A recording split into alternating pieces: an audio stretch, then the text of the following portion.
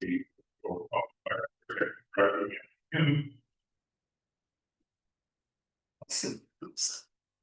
here he is. And I the library president, our department, and the project director, someone. Welcome, gentlemen. First of all, planning services role, the village trustees, the role of the staff, and the opportunity to present our planning plan for our library. Planning for the renovation began in 2021 when the library were hired Anger Hayes and one of the leading engineering and design firms in the public library community for the assessment. The assessment generated for 300 separate building issues that were identified, with nearly half of them needing to be addressed in the first 5 years of the plan. The board then set a course to repair and improve the library so that the main community epicenter at the community. The goal is to complete the library renovation. Thrilled to share the master space plan, which was led by Adam Summit, man part of City Northwestern Maryland. Before I hand it off over to Adam, I want to say that we do recognize the needs of this situation. Under the Illinois local library does have high level, but the village must levy our property along with this moment. And in matters of capital improvement projects that are financed with its debt, the local state law, the local must say the library goes apart from this now. So tonight is the next step to receive the board's formal approval and once available to the board, Mr. Crowley and the team for the questions today, so that we can move forward. Adam Summel is Glencoe resident and is leading the renovation. The library board will be a privilege to be working with such an creative and responsive artist, one who is completely into this. Thanks, Andy. Appreciate it. If I stand and I'm not near a microphone, can everyone hear okay? Is that okay? It's more comfortable. Thanks for inviting me to meet with the village board tonight. And the problem with that is that it won't pick up on the screen. Near. How's this? Do you think? If you want to point it up at Hayward, it's I'll sit. Okay. Well, it's great to be here. It's great to be with you all. Seeing my professional career and personal life being part of this community I grew up here as well is not just an honor and very special privilege, but also feels like a huge responsibility. It is because this, I know just how important the library is to the community. I know how important the community is to and really committed, my whole team is really committed to get this right. We've done a huge amount of community engagement. It's a briefing session, there's lots of their house, and I'm going to go through that process today. Talk a little bit about the design process, how we got here. Talk about the updates, the design proposals, and next steps. As Andy said, 4 or 5 years ago, a capital needs assessment was done to talk to by the board to determine the space needs and systems. That's what this process really began.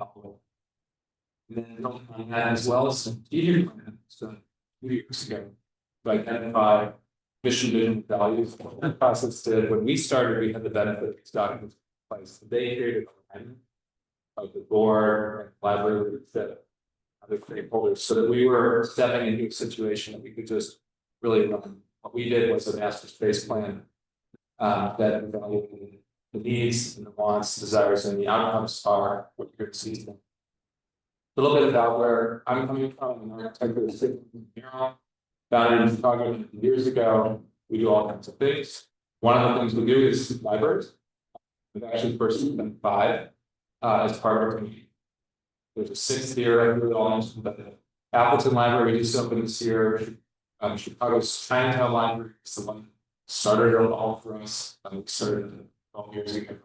The building came up with a public and they've been high point of my career, love the community impact. Couple of themes, they all look different. We work with communities to design for with them. But you notice on top that quote from the community on display. That's important. We're going to see that tonight. And on the interior, different materials, different vibes. So lots of warm materials, the kind of things you like to touch and feel, but they're also durable. And then where are libraries today? We're able to find. It was a while where people felt libraries were there to dead because of technology. Just the opposite is happening. There's more important places for in real life community gathering than ever. And I would argue that more important to communities than they were 50 years ago. Because it was affects ideas, gathering, technology, media, right? So we designed these themes in mind. We did a process that started in June and concluded in October of last year. It's really a process, but it's really about learning, listening, and engagement. Identifying options for staff and the board, coming up with ideas and season. We spent time first understanding what the best parts of the library today and what the people value and want to see less the front setback from Park Avenue, the garden, the way it looks and feels as a kind of moment where you really arrive into what it's something we know people love. In Johnson room, something people really love. The warm materials, the daylight, the fireplace, all that is appreciated, and so we decided let's actually this. But as you get to the building, especially if you spend more time in the back of the house, I'm guessing some of us may not have the chance to see. There's a lot of sustain. I would argue the circulation and weight line is not intuitive.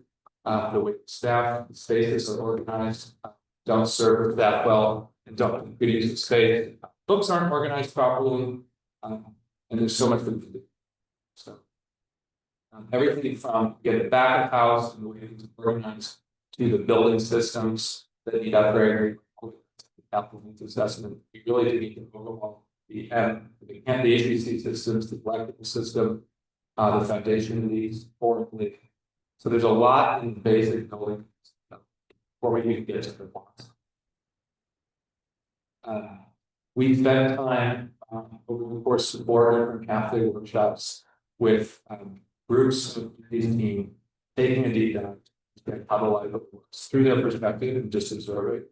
So these are the 4 groups, and from these observation and discussion sessions, took that into our space, identified the tables. We built a 3D model. That 3D model allowed us to really work with the board, the library team in a way that intuitive, start to see what it's like inside the spaces. And we built this model that will be the base of our forward discussions with staff. And again, when you walk in, these are some of the issues. The 2 stairs when you walk in, just stare down to the left, just stare up to the right. It's really not clear where to go. 2 circulation desks. So overall, both vertically challenge with intuitively great and great. It's a place you walk in, go there, go there, and they're all coming well. The obvious where to go. We're going to try to achieve that with them. The elevator is difficult to find. It actually doesn't touch every overhead, so there are parts of the library not accessible. And it's a little bit of work to do on front in terms of compliance and then internally it's awkward. There's a desire for a large program space and accommodate meetings up to 150 people, gathered to different times. The library squeezes people into the Johnson room and setting up space that fills that room for a day, a couple of staff people that way at the same. It's not a great space for those kinds of things. So we're excited to all that desire as well. I mentioned the systems need to be overhauled. As we do that, we're going to do the efficiency, long-term value, low carbon systems and materials, and human health. So that's where the sustainability comes on top of. I see these staffs, I think of a university library, you know, they're not. You know, if you go to Northwest, in volumes, great organized by volumes, but for us, it's a great great community. You walk in, the books are on display, and you can explore, discover, grab one, sit down and read it, and it's just much more comfortable. This is not a recent library, so we have a proposal to take this space, close to things today we live by, and make it, I'll show you how we turn this into an office suite for Indians need to create a really functional work environment for them. And then take these books out of the space and just redistribute them into the library in a way to start discovery space and comfortable enough to see. We're looking at a floor plan from the top. So this is a site plan. On the right is Green Bay Road, on the top is Park Avenue, north is up here, generally Village Court on the left, and winery. And what I do, I want to do is walk around and talk about the exterior opportunities and also some of the constraints. So starting with Park Avenue, I talked about how we want to really maintain and develop. It's like a great home. It's divided. It's assuming we think that's great. There's no reason to push out to the north or rethink that facade at all. And the same is true on the east side, where we're facing Green Bay. The setback is really important. The landscaping is really effective in creating a buffer, beautiful living. And a little bit of outdoor space to build nice living. The west is more than an opportunity. It's a need in order to here be the catalyst and the beginning of what we hope to see a long-term improvement. That street is really what we're looking at today. Parking lots on both sides. We have parking lots. So there's a lot that can be done over time and incrementally to improve Village Core. And starting with filling the parking on the library side, that's a perfect opportunity for us to put this new program space in. And then the other space in the southeast corner is a great opportunity for us to do a swear on. And that's what the new reading room and above and this area. And in doing so, we're kind of remaking. Again, we're leaving the north line so we're remaking the south. That's a really great opportunity to achieve some of the other goals that identified through our work with stakeholders. And those goals are really about the opportunities to connect to nature, bringing more daylight, actively program, and stronger connections to life. So, just to summarize some of those master plan principles that came out of the process again, consolidating staff space in the upper left into the real world staff space today. Clarifying the circulation, vertical horizontal clarity. I'll show you what it is. Daylight, the sun goes from the east, sets from the east, it sets to the west, but along the way it's southern hemisphere. And so when we're planning architecture, the south is our opportunity. Very helpful. And one of the neat things about southern living is you can really control them through shades very precisely. It's really hard to do western land, western exposure. You'll know that most of the south is great. The south might huge opportunity for us to bring daylight, abundant daylight, but also keep the solar glare and the solar heating. We're going to do that. And then through that same sort of transparency, we program and accommodating programs. So starting to talk about some of the sustainability principles, we talk about daylight, we talk about materials, you see more natural materials. When we talk about sustainability, a lot of times things you don't see like the adhesives that go around those materials. A lot of specifications actually is biased towards low carbon and low VOCs. Also for systems are going to be all metric, which allows us to be efficient building on systems Even our structural systems, we're planning to use what's called CMTs, material that's being supported, so the basis processing the timber is really exciting structural to carbon absorbent. These are the plans today. We're gonna go through the ground level, show you the changes in the depth flow level. Yeah. This is a section, just want to describe what we're doing in section before we plans. If you imagine slicing the building from east to west, facing north. On the right side, we're looking where the Johnson room, below that is the collections, and build the stairs that are going down to the left and up to the right, you walk in. And then you have these lower ceilings on the lower level, low ceilings in the collection area. And Hammond, or in the picture there, this really has space. So what we're going to do is re-engineer the stairs so it's vertically top to bottom, bring in a little bit of light from up so that you get natural daylight. Okay. I'll show you how we go with the elevator to line them. And that move is going to really change the way they start. Very similarly happen.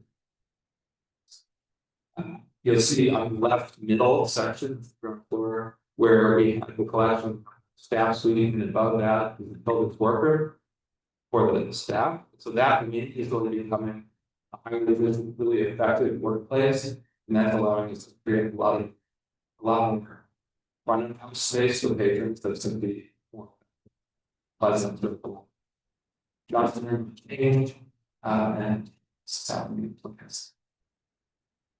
Just to orient you, this is the ground floor and put the proposed on that. Door is up. So you're entering from Park Avenue at the top. We walk in through an entry that's largely the same, but as you walk in, you know, imagine scanning, it says 1 there's now one circulation desk. So it's really obvious where in that circulation desk, you can south, you can see the visibility in the Johnson room, into the entry, into the south hallway. Really good orientation, both patrons and also for a sense of security and control of people.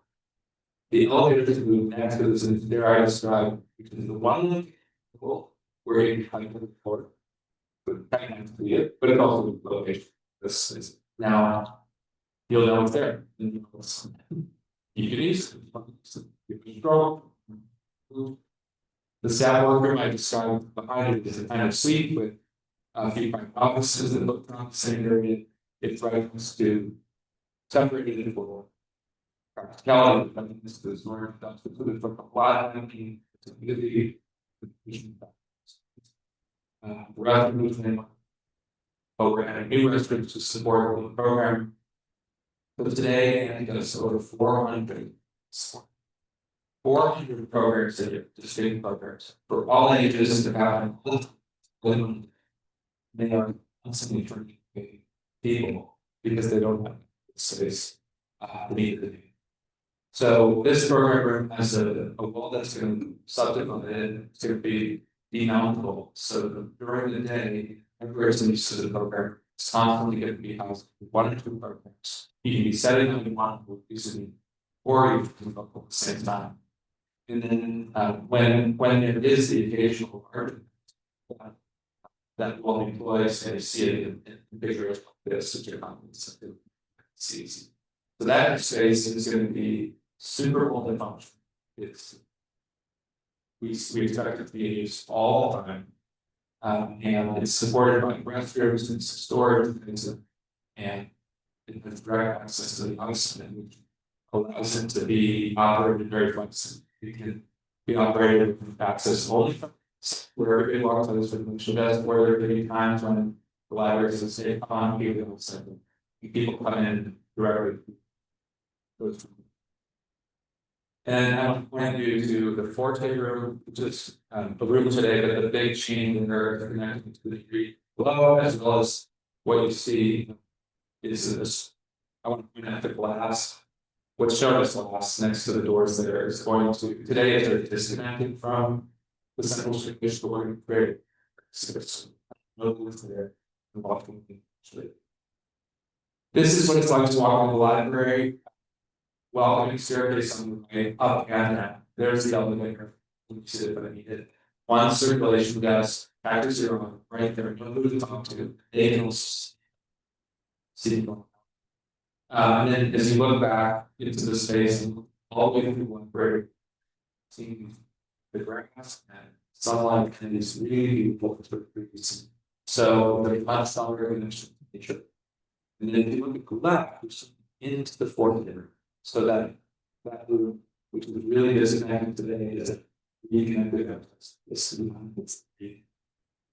we're gonna have welcoming, warm lobby, folks, there are buildings under some spaces where we get exploring, replenishing, discovering, comfortable places to sit and be in these books. And that's the philosophy of the reading room as well. So this reading room is one of the new issues on the southeast side. This view is facing to the south, facing Village Hall, looking across by sharp picture through this beautiful glass wall with wood lines, not metal lines. The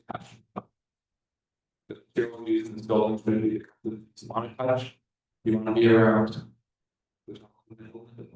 One of the bits. Carpet to help with acoustics and get a lot of wood surfaces and comfortable seating. And then over on the southwest side, this is the addition of burger space, and we're showing it in its full configuration, meaning that the deployable wall is hidden, it's in the closet, and so this is the space that people, and it's a great space for events, gathering. If we go down to the lower, really lower level, and we really cleaned up the circulation down there, so there's we minimized the programs to the absolute, which is one. The stairs are caused to navigate between the two. The elevator is both. We put an office in the far right, staff space. We're going to have a lot of electric. Easier, but don't critically. So that's what the condition down here is just a great area. But on the far west side, we're going to add 3 studiers, which will be great places to study loan, errors, small groups, basically separated to black and really for people, colleges who want to use space. And then when we go up to the upper floor, some areas of the children's level are maintained, some areas are changed.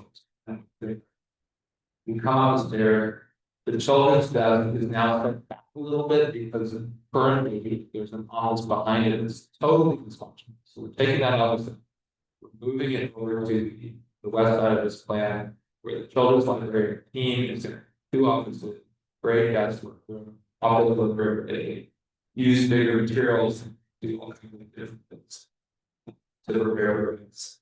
And then we're going to do is we're going to rework the area where computers are on top of them as a flex space, and we're going to have this additional piece that is also a flex space.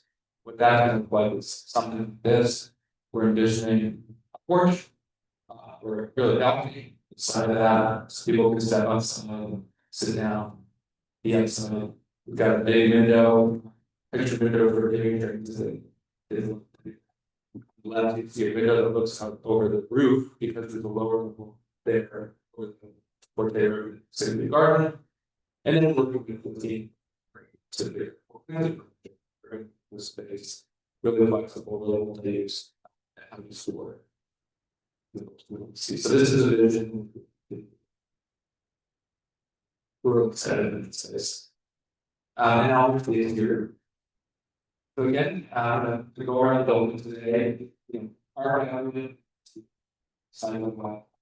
It's really nice to see these change a lot visually. But as you come around to the glass blocks are letting adequate light to what are now going to be, well, we're not letting the light today, the stacks. Tomorrow we're going to be office. That office is you'll see the proposal here is vision glass. It's vertically on the facade, and then to see again the parking lot today and what we think of this stuff. But addition, and then on the south where we have the brick, we're going to change that in a much stronger way to So this is the proposed design for the west side, so as you come around, where the glass blocks will be, there's your windows, they'll be shaded for privacy, sometimes you'll see those wood blocks down, sometimes you'll see them up. But behind that, there's small space, and we'll create a little more connection to the outside, I think they will really. That looks so, and I think it's. And then on the right side, you're starting to see the addition of. What we're envisioning there is a kind of singular column, it's clad in a treated metal that is going to go really beautifully with the natural elements and have coloration that is really harmonious with the brick. But it's gonna be different, it's gonna be clear that this is an addition to a library that. So the library's been since the 40s, and we really have.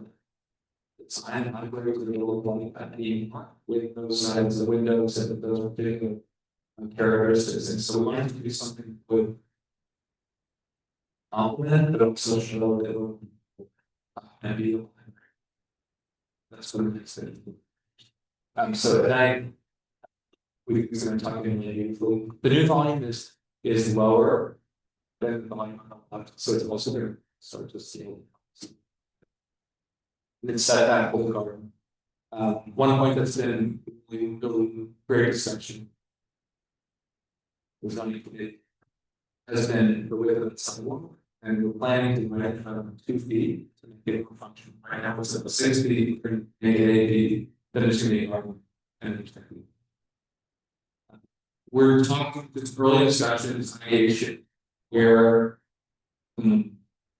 circulation through the village future, because we're activating this connection to why it's going to catalyze the idea of why people use being diverse and starting to be more of a center presence for people in their mind, and thinking about how that does a circulation down to extend. Could we start to introduce some midwives that allows people to get safely from the community departments to the library, and then even all the way from what would it look like, it would look like. But that so this starting to introduce pedestrians separated out with the parking crossing and the road, with safety for the people. We have to your work, and then maybe even introduce at sea a pedestrian crossing in the markets. So thinking about that, I think allows you to start to sit together. Parking lots west of Green Bay, retail, and I put new identities along the way. So we're pretty excited. So looking at the southwestern library, the program is in front of us. You're seeing through the glasses.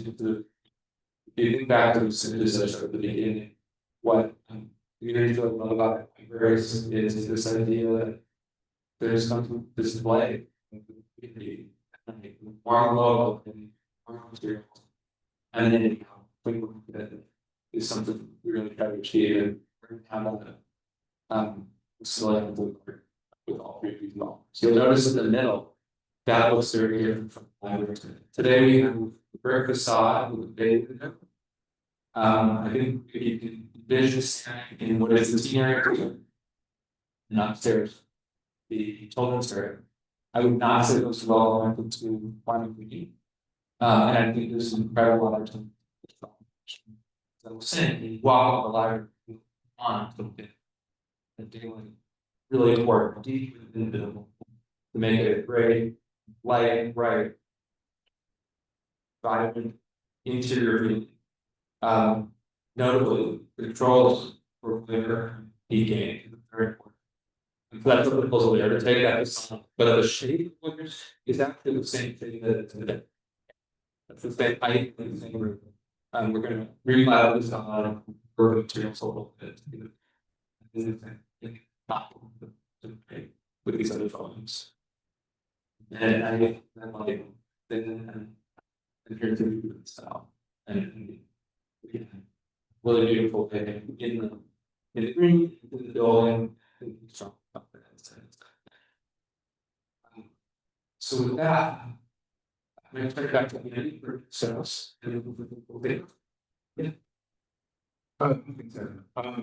So at this time, the plan does carry a 13 loss. Almost 70% of that revenue loss. The beginning part of 48 is a solid loss. 87 if you're adding this is a solid loss for the city. Earlier this year, in the spring, the library board launched a to help fund the renovation. Library trustees Linda Lynn and Michael Cole were 20 years ago. We're charged to be the advisory. Since the advisory council so far has hosted several camping events that began in July. Last month, council hosted what we call one sand dance every 20. 12 Glencoe families volunteered to host a lemonade stand, each of them located. We partnered with our district 35 in the rain. In 2 hours, volunteer families raised nearly 50,000. We were also honored to welcome Congressman Raj City Reps. Yeah. This is good support. So in 3 months after the campaign, the advisory council has raised over $800,000, which will help fund. The co-chairs and the president part set a goal of 2.5 for the campaign, which we feel strongly that we can reach that by the end. The plan is to pay the campaign contribution, but savings. Third, to reduce the amount forward. And very important to continue working with the villages and the partners in this area. So with that, it's ready questions. I think before we go to the possible phone services here, I would take actually just to get review the interview process that's with the library, and then also previously on machine.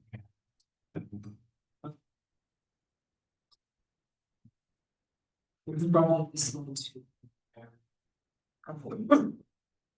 the current something versus to allow as a last year use on for so history is not retail investment. Especially from it as a new business there or new use sale working the same. So the expansion of the uses doesn't really department, especially and the second one is to allow this expansion to not be profits. That is a small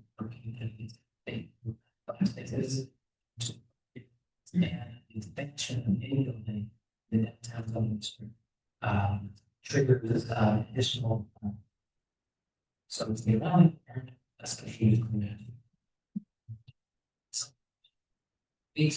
for public hearing. He will make recommendation to the board, and those will make a decision. Maybe we expect that the likely November of December on in addition to that, any building permits in downtown district changes the exterior of building that's a little stop and something to board. Planning commission will consider that after exactly what likely after the zoning commission gives a recommendation. That would make sure that the comments is going to be considered and full planning commission review the planning commission will consider things, materials, lighting, architecture, all of that. So really fit was opposed to sometimes could be the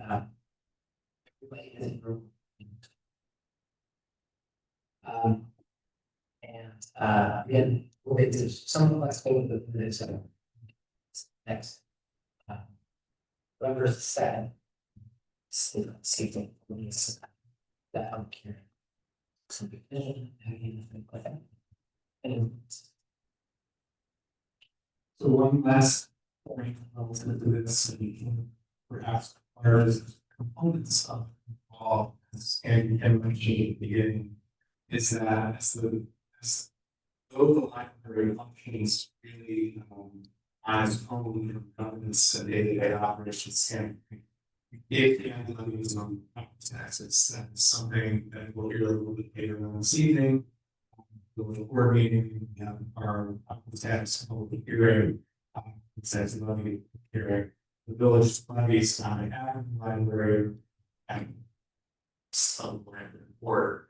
So in circumstances like this, where potential bondage might be necessary for of this magnitude, that is something that would ultimately responsibility for the and President the department and earlier this year, there was a conversation about what that Glencoe now is a local municipality and is no longer subject to referendum or bond issuances.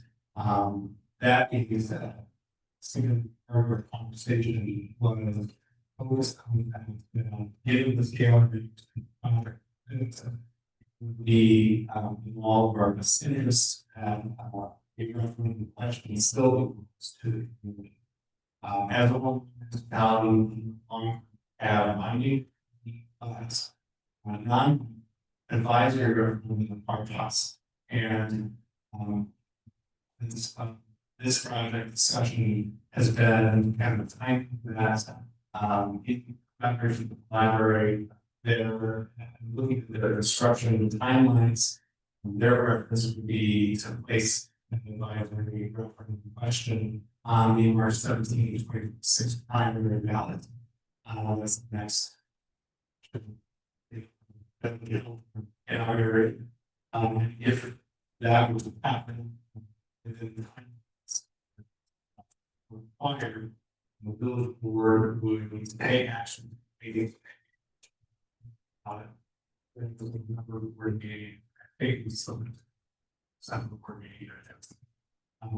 So that was just one important in this conversation is the timing of that. And I think Andy, that is it. Agency.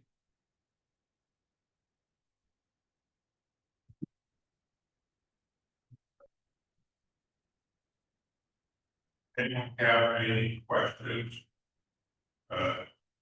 Go. So, thanks for the excellent presentations.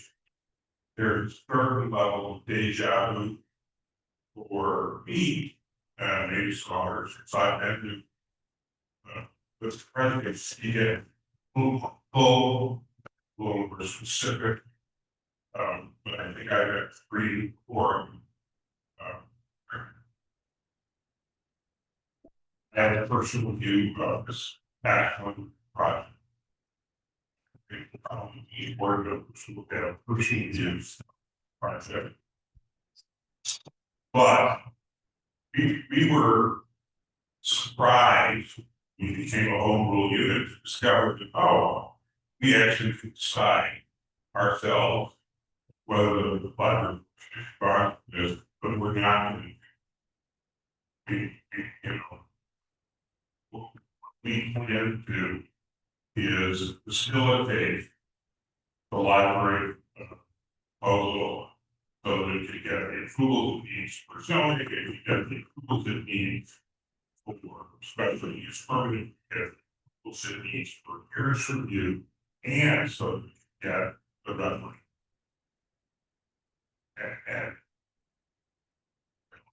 And if the referendum passes, I think we all understand we're going to proceed to issue bonds. We don't do all at once anymore. We have more freedom.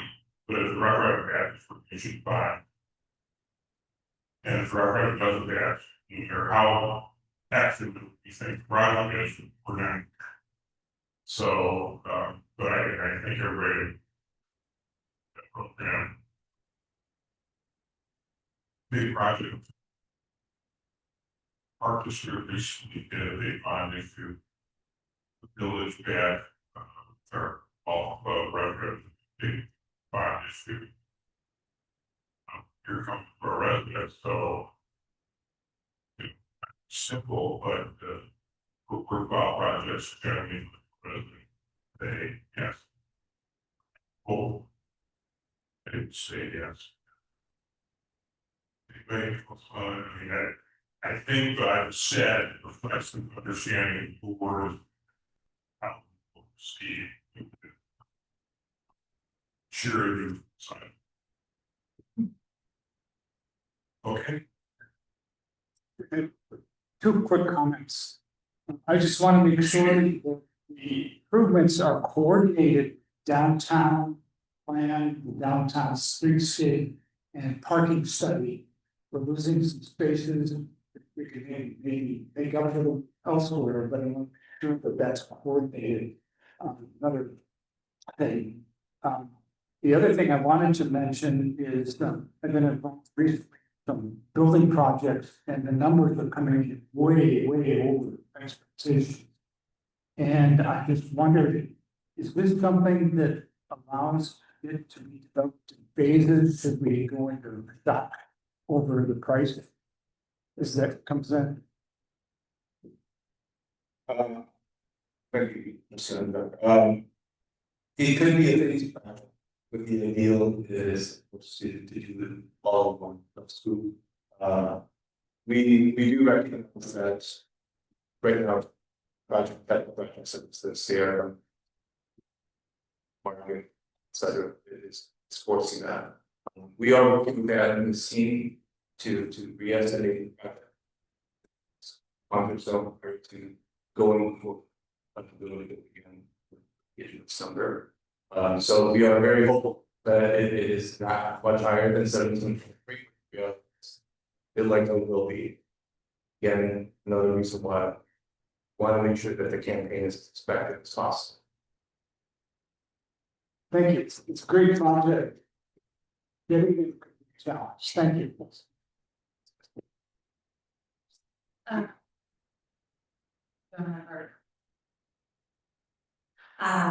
Question, you may have gone to this fundraising, but you mentioned 2.5 for the end of discount, or is there a contract with fundraising beyond that, or? Yeah. I know it's a little bit of a Right. Yeah. At this point in time with the campaign, there has to be a bit of a, I guess, soft focus for us and move to the right. Anticipate the campaign phase out at the end of the year. I can't really explain why we believe that 2.5 is right the year, but we have confidence that it can reach. With that, certainly, I should also mention that the library board, the library established foundation this year as well. The foundation will take over the response to the campaign responsibility of supporting the library. In the future, we anticipate the foundation will do work in supporting aggregating the library services support campaign its own.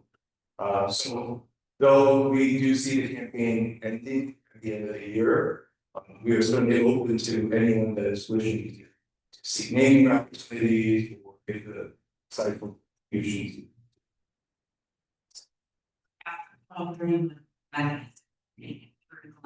Foundation, so it's not something to stop on this thing. No. It's a new rule for, we're very fortunate to have had prosperity relationship with friends of the library during the concerts in the past in the past maybe or was with wholesale here. But the reality is that the friends support a lot of operating program specifically. We don't ever want to get into situations again. Building is just taken over. It's become stressful. So we want to be good stewards with the funds that we'll be able to support, but we also want to see when the become to to maintain. Hi, good evening. Thank you for the amazing presentation, and thank you. I have a couple of questions, looking ahead, a lot of our neighborhood and community members, they love to come out and gather. And I see amazing spaces where people can come and do that. But until the new building is built, how long do we think the project construction will last? And is there this space for people to gather? It's 2 year Here, construction. Our goal is to start to the end of 26, around a year from now, and then go for 2 years. And as you speak to the operations during. thank you. But there's a single phase or a multi-phase. The idea is single, I mean, class. But the reality is that we would be, even with reduced services and collection, then we have not located any space that carry this single phase. Multi-phase project, it's not fun for staff, it's not major, it extends the timeline of the project, probably. But as I'm here, half my mind is still thinking about what the next steps are, it's being moved towards construction. But ideally, as Alex said, it's about. Question. All the beautiful, amazing windows and all that, bringing in the light. Fantastic design, it's great. How do we think we're gonna, what's our heating and cooling system look like, just to kind of keep us curious, thinking. Great question. It'll be a lot better than it is today. We're going to use things that are more energy efficient. And the window wall systems that we're using, the system with the insulated windows, they'll definitely be double glazed windows. They could be triple with 3 panes, depending to detail engineering. What's the term? But the systems today, again, if you design them correctly, talking about sort of physics and like south is a great opportunity for us. If you did this facing this, it's kind of it would heat up the building, especially in winter. It would be impossible to shade it. Face the south, you can do it. And so that's why we have these overhangs on top, and so have actually these exterior shades that are horizontal.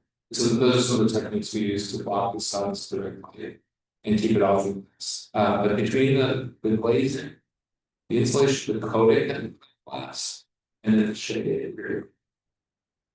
Thank you. Thank you.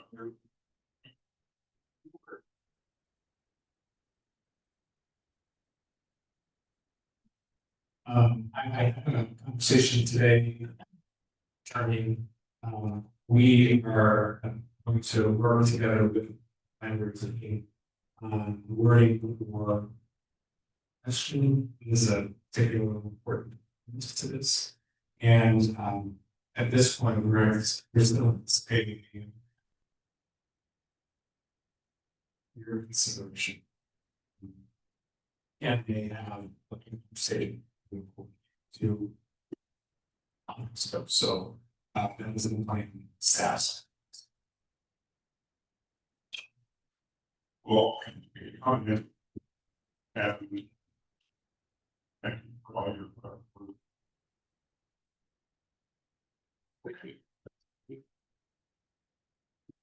Next item of membership is a discussion of patient regarding municipal electric education. Knowledge our public works record on starting to defense. I would know. Prior to discuss. Dash. It's clear. Kind of important for to be didn't have much of. Oh. Thank you, and to that point, I guess I wanted to start off by saying that this program in general is confusing. So I'm going to anticipate that you'll ask some questions. I would encourage you to ask questions. Gonna try to explain it as much as possible, but it is somewhat of a difficult concept. So with that, what we're talking about tonight is municipal electrification. I have with me tonight, Mark Pruitt. He is the principal of ICANN, which is the Illinois Community Choice Aggregation Network. He has much knowledge about this program, so he's going to assist in answering any of our questions that we have about the program. But he has done a great job working with Sal and Jeff to really understand the program and understand, what it can do for our community. So, starting back in 2009. Illinois state law changed and they gave us an opportunity to provide our energy. With that, the North Shore Electric Aggregation Consortium, the NSEAC, was formed. Several of our neighboring communities and Glencoe part of that. It took them a bit to figure out what this program was going to look like. And I think through an iterative process, it sounds like the program was formed in which some select residents would be picked to participate in this program based on their energy usage, in which we could see some cost savings in an alternate energy provider. Right. And so the first RFP for this program was put out in 2021, and when we had that discussion, we declined to participate. One of the leading causes, I think, in looking at that discussion was a concern on confusion of the program. And so how the program would work is our residents who are selected to participate would receive a notice. And actually we have an example of what it looked like, and then got this in passing around so you guys can see. And within that notice, it's letting our residents know that they have 21 days to opt out. And that time frame felt too short. And so that is, I think, one of the main reasons we declined to participate. That program, or that RFP is ending, and so a second RFP is issued. The program looks the same, but we now have a second opportunity to participate in the program. So what I want to talk about tonight is what we can learn as our neighbors have gone through the program the first time, what the experience is like for them, and then talk about what this could look like for us if we so choose to participate. So like I said, there's a notice that goes out to residents who are selected to be a part of the program. They will see no change in their energy bill. It will still come from ComEd. They will see no change in their energy price. It will still be the same price. There will be a slight change on their bill. Instead of saying your energy is provided by ComEd, it will say your energy is being provided by MC Squared. But essentially everything will stay the same. They will not have to sign up for a new account to pay their energy bill. They really won't have to do anything, but they do have the right to not participate in this program. As do any residents who were not selected, they do have the right to participate in the program if they want to. Participation in the program is reevaluated, I think at least biannually. Semi-annually, twice a year, just to confirm that we have the right participants to see the most cost savings. So with this new second RFP, if we were to enter into it, it would be a 24-month contract. We could opt out at any time with no penalty. So if we decide we want to participate, we're feeling like there's pushback, and declined to moving forward.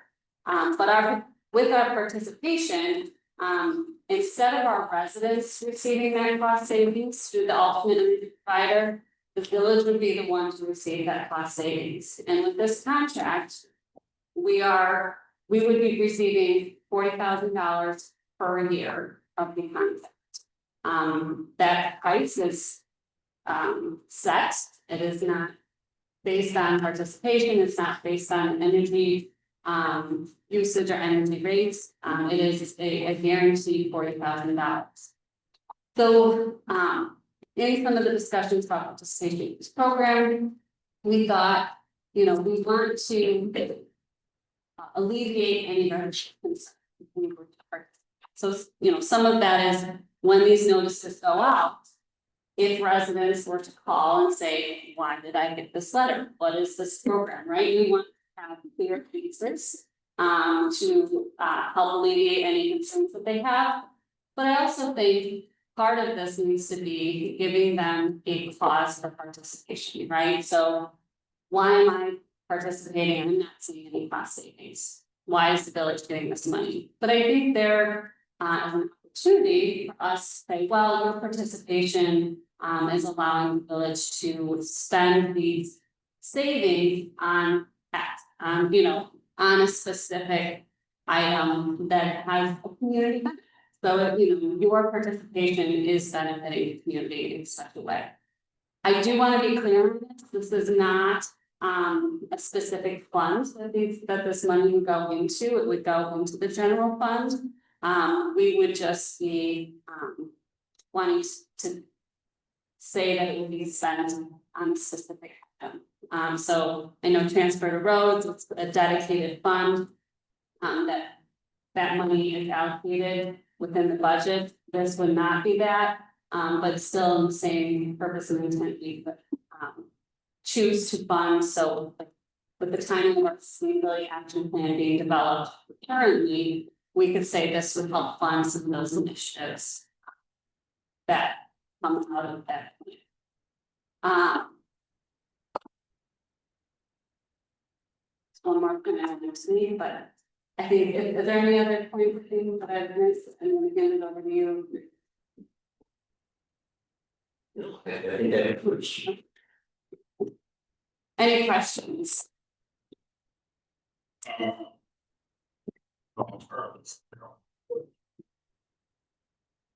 There's been experience for the last few years. I'm curious about the experience. And I think it was the plant came people spoke 80,000 years ago, 3 years ago. I believe it's correct, back in the 2024 period, I think that $80,000 was the dedicated fee. What happened is now.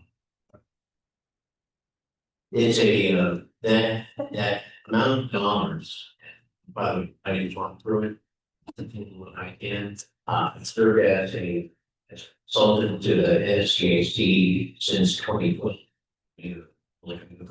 So these communities have been doing municipal aggregation since that period. So just with that. The way the program works now is different than back in the early days. In the early days, the structure of the program was we would negotiate a price, single price for all residents.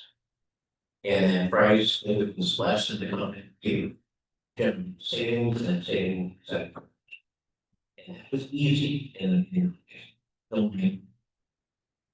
We're going to get a lot of work to be easier, but that was struck. It was struck upon the principle of the economy gave. Over time, comment rate and closer and closer to farm. So the ability to beat the economy rate started to grow. And I came from that. This new structure, was going to be to all-known municipalities to continue to grant their programs, even if they couldn't guarantee a state. Just for context, we didn't. So, on the pricing action structure, instead of a single price being offered to all residents, what happens is that every account in the village is that, or is the price of electricity changed for everybody. So depending upon the peak amount of electricity you do buy, will over the course of the year, as well as the pattern that's used, some versus big time versus heating. You don't do it in a home, that's a different. One can have a cost of 10 cents to kilowatt hour. The neighbors could have 7 cents to kilowatt. That's the cost of curve. What we're doing in this program is identifying in all the accounts in the building, which have a cost to serve less than the common, and those that have a cost to serve better than the common. And all we're saying is, let's automatically serve all of the accounts of low cost to serve, continue to charge that common rate, and there we have some excess, right, some different curve in the common rate. That revenue and spread is being split between the regional energy supply and the municipality. So your original question, appreciate your patience. In 2021, this price is just making energy prices work in the period.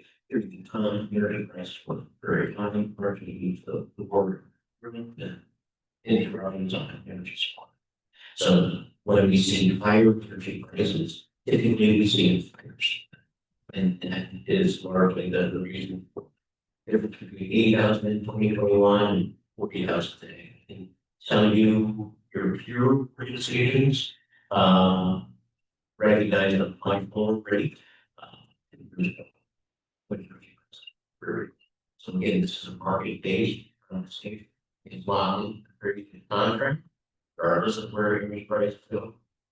Keep the free to run the 40,000. And said, but they're again either market based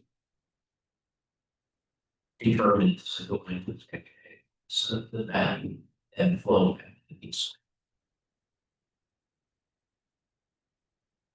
Electricity rates don't need all.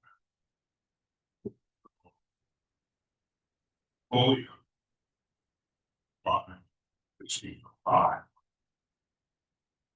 The rate back, but you know,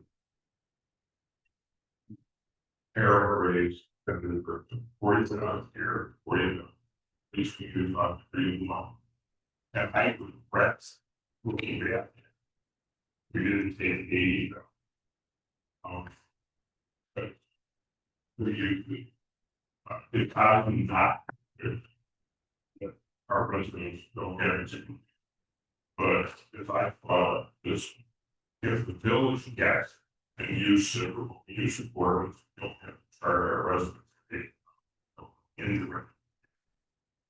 So we're not fully understanding the world, you know, we get 40 bad cats every 300, but still we're getting better than us. This year we should thoughts. What we're Thank you for the presentation. So a couple of questions. One, trying to think what unexpectedly could go wrong. I mean, you know, Con Ed is Con Ed, and sometimes in the press it's really easy, something bad. MC Square, they go bankrupt tomorrow. Forget our word, so resident. They give them higher rates for the. I have no clue how the system works. So I don't know. Well, let's just start with those. I think those are good. So what if we go wrong? From that context, but the way we structured this is to present this as a mock. So how we manage that is at the village level, the municipal level. If the program is working, it isn't that they can exit the program at no point. So that's part of our duty. So this is not your money. The phone is ready to monitor, or we just have a fact that it's part of our residents, the village can. Okay. And the consumer, well, the consumer has to pay what they do. They know. And that phone call or an email. They don't know. They. So in terms of mitigating risk, we're trying to mitigate risk at the village level, volume level, and then at the individual. So. So, for you. What would happen that I would listen and say, oh, you want? Find out what's going on, and then reply. The stability circle, what happened? Okay, oh, We haven't seen that because every account was getting the same rate as all of the contracts. So there is no money loss. There's no empty or going accurate comment, there's no empty charge. They go on to swear it's very much seamless. Really super. The only difference is a open line on the bill, supply motion, supply delivery as supply motion say regional just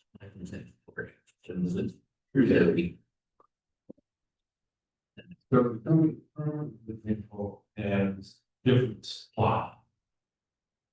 Would what we do interfere with that? Would they have to out in, or would we just never put? Our process is that when we identify all the consideration, any account that has an existing contract with another regional respond, we take it off. So we do not want to trigger on that at all, because unlike our contract, the number of suppliers and at least for actually, you don't want to. So, if at their own relation, they say, oh, I do want to do something, I do want to do swear, that's fine, they can do that, but they're going to have a. Just Back to your original question, what happens to resident, this is where it goes away. They would just revert back to the standard rate and would be there to provide. And there's no change in price that they're paying for electricity, that's great, no matter if they're on square or they're on. So from their perspective, you know, a little word is gonna change on their. So in essence, today, if I comment today, I will just on. It's very riskless because.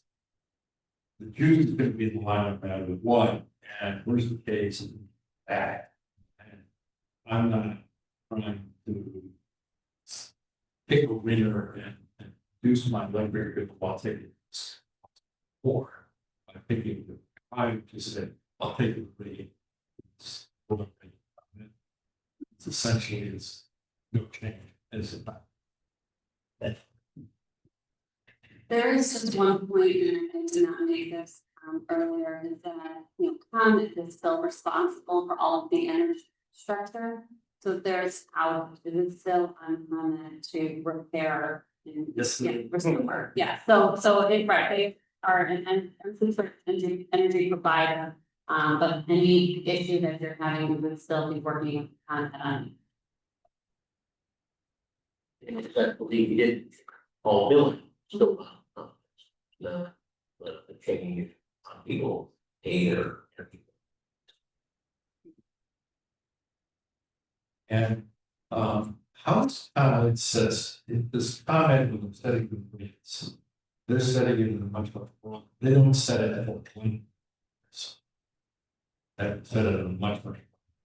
That's correct. I can usually want to say agency that established the course by.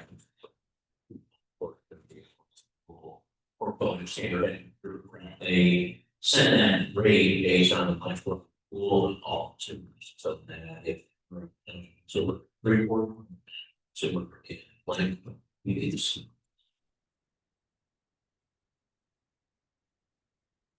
So, so the infrastructure, the utility plan, there were to be repaired. And these were just going to be provided.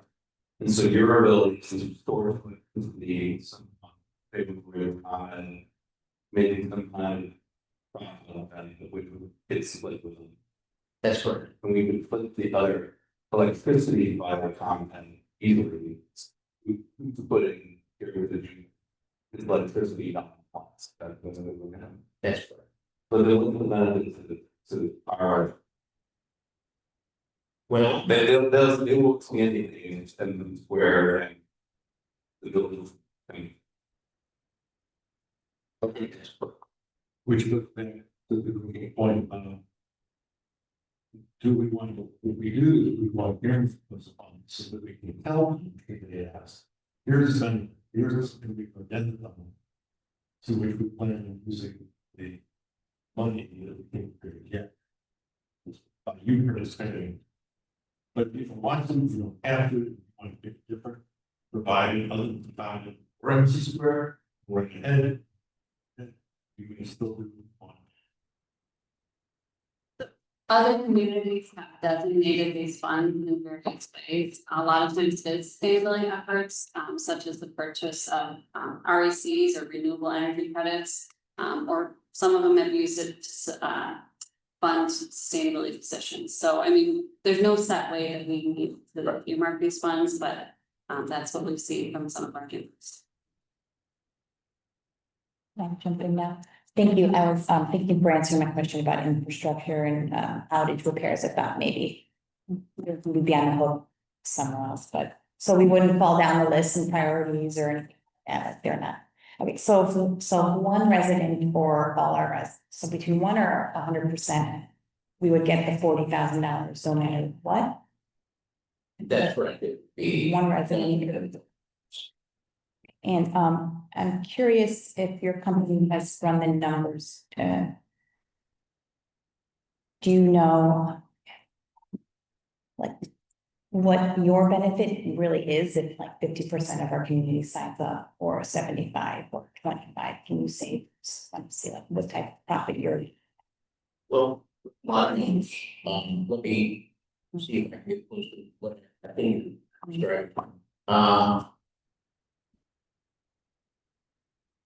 We think based on the cost to serve, from already, that probably 55 to 60% of the accounts today would have one cost for they enrolled in programs. And from that level of participation would work out. I can tell you that in 2023, that I recall correctly, the participation of accounts that are low cost to serve was probably only about 30%. So it's not anything they get, it's just what is the cost to serve relative. So if energy prices were years, and we were to revisit this at the end of your contract, considering extension, the energy prices go up 25%, we'll say 25% increase in energy prices would probably enough. We're believed to about 75% participation, which would probably lead to a number close to about 55. Is that because you're going to see how the numbers work, the connecting participation payment, or were we? Steve, we're trying to save 40,000 enough for us. That's my question. They say that money that will be. Thank you. Yeah, say it. It's Yeah. Want to see. It's closer to closer to 15.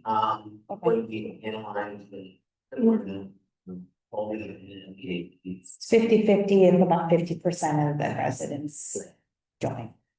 The reason I like the statement is that if the participation drops. MC squared airs that risk. And- They'll continue to make it. So I'm trying to. Yeah, I understand that part, I'm just kind of gauging. My other question is, it appears that maybe some of the administrative efforts, answering questions, getting the word out, all that stuff will fall on staff. And we just had our budget meeting the other night, we talked about how to make the most use of our time with a few staff that we had, we even eliminated a fee because of the administrative burden it had us. The staff, do we believe that the effort it would take staff to deal with phone calls, mailings, or emails, questions? Does the income weigh more than the amount of time we're gonna spend? Because that's something I think we should consider before we agree to anything. That's a great question. I think, as we kind of research this and looked to our other communities, what we found is that they've already established a lot of resources, of frequently asked questions or websites help, residents understand the program, and I'm confident that we can use that to our advantage. So we're not we're not building something from scratch. It's kind of the benefit of us opting in on the second time, not the first. But to your point, I mean, yes, there will be questions that we will ask. And I think we're gonna have to ask that question as we go through an experience. I think it's hard to say how many questions we're gonna get. I mean, I know, from looking at other communities, right, questions are asked. And each time enrollment changes, as it could, twice each year, we may get more and more questions. It won't be a once a year, we get a load of questions. It could be at least twice a year. But I think what we're trying to look at is to say, let's have a clear understanding of what this is and a clear message to give to our residents, so that we can calm any of their anxieties or concerns. So that's kind of, we're trying to be proactive. Yeah, but generally, just about water bills and things like that change, do we get mostly polls? I'm not sure, phone calls, emails, and most of us will go to the internet and click and search, but maybe not everybody will. So just want to be protective of your time, your staff's time, make sure that the benefit outweighs any of the, staff time.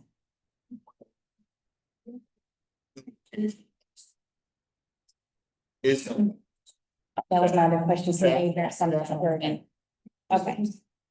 Okay.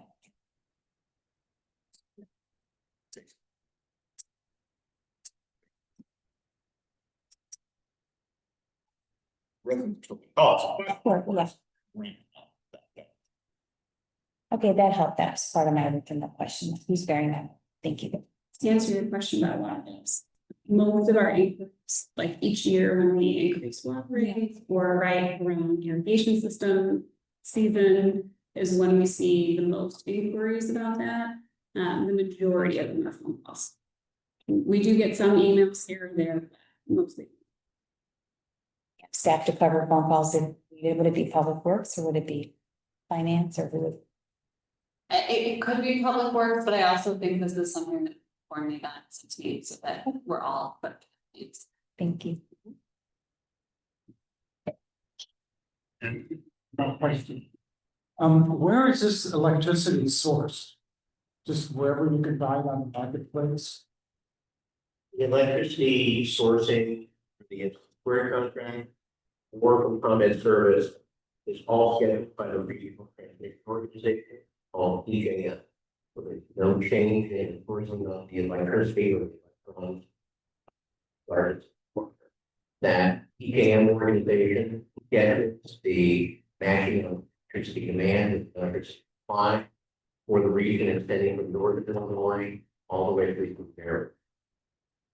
They have a multi-state jurisdiction and they operate again at federal levels under the supervision of federal energy regulators. So we have no idea how much it's called green or nuclear power. You can actually, Honorable Medicine issues quarterly, a quarterly report called the Environmental Disclosure Report. And it's posted at the Illinois Commerce Commission, and it provides you with the link to that. And it tells you on every quarter what the prior quarter sourcing was. we were solar and that profile of sources for comment again would be the same profile that's coming from Energy Square. Energy Square does not only they're not they're a facilitator server role in this one. So you're getting more rooms. My say is contract phone for screen. Does it say that? If there are some of those, I believe, those are essentially the list that would be generated. So they need a. One other point of clarification, I know you didn't answer it, but you brought up some earlier. Non-municipal, over any residence community solar subscription. You no change in your solar subscription. So we're not here to disrupt anything. And you can have your community solar subscription will operate the same what your medicine or by MC squared or so. So you're going to be held harmless.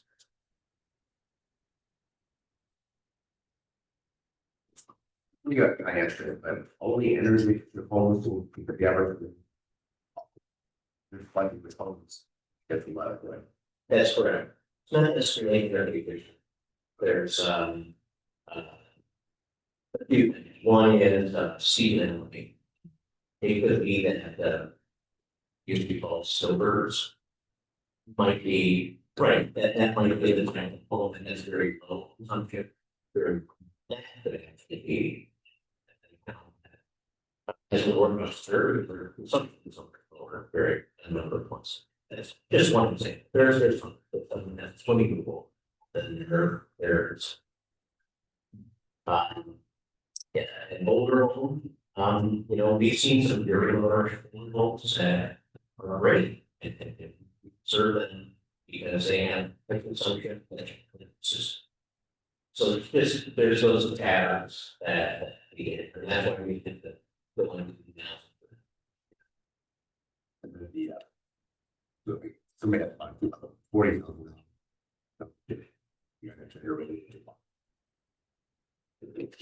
I'm just a consultant, so the $40,000 came as part of the square. It responds to the request for proposals that was issued by the referral.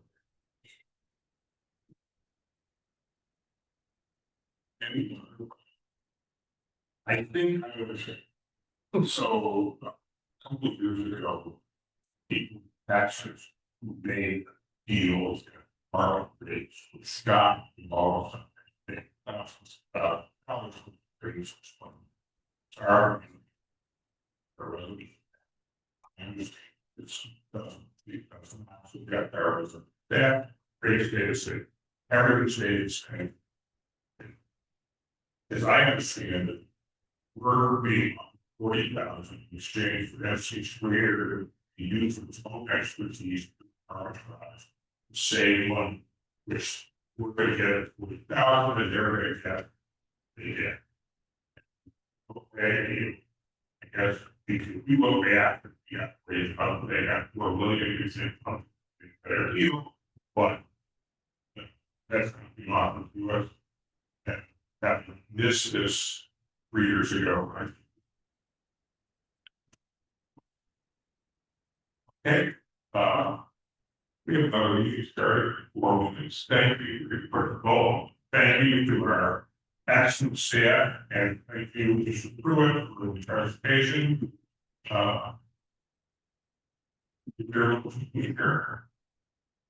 Here. Second. All in favor? I'm here.